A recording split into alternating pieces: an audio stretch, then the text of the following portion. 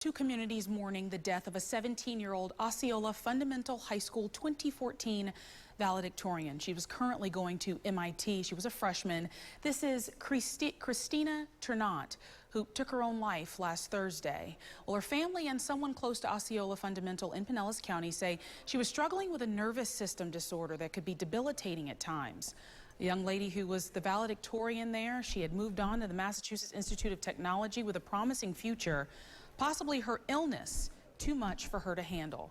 Those we talked with about Christina say she was vibrant, active, smart, but it all ended like this. And then today, an article from another teen girl who seemed like everything but the face of someone who was troubled.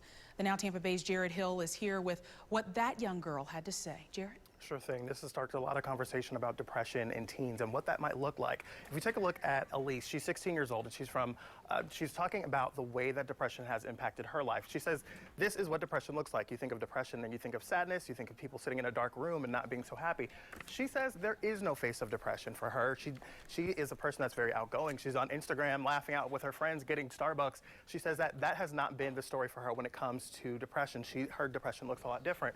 She says there's no miracle medicine, even juxtaposing the ideas of the Advil is not to a headache what antidepressants are to depression. She says that it's very different when you're considering antidepressants and depression. She says it's hard to explain what it's like to be depressed, but just needing someone to be there is what's most important. And finally, she says it's painful to discuss, but it's helpful to talk about it. So being there for that person that needs that assistance. I wanted to know, what are some of the telltale signs of depression that are not ordinarily associated with it? So I asked psychotherapist from HLN's Dr. Drew, what's important to look for in teens? This is what she said.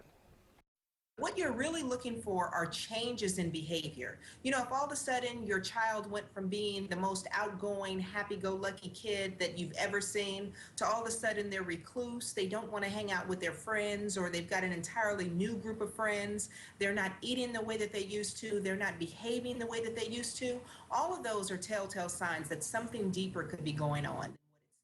Also wanting to point out, Spirit was saying that assessing your child's ongoing, being outgoing from one point and then being more of a recluse, but also going the opposite direction if they're really outgoing and if they're not outgoing and then they kind of become a very different person. Those dramatic changes in their personalities are really the things to look out for. For more on Elisa's story, you can check out our Facebook page at facebook.com/the Now Tampa Bay. We really want you to engage in this conversation because it's an important thing when you're talking about your own kids, your friends, other people in your life that may be going through depression, because we don't always know what that looks like. So again, joining us on Facebook at facebook.com/the Now Tampa Bay.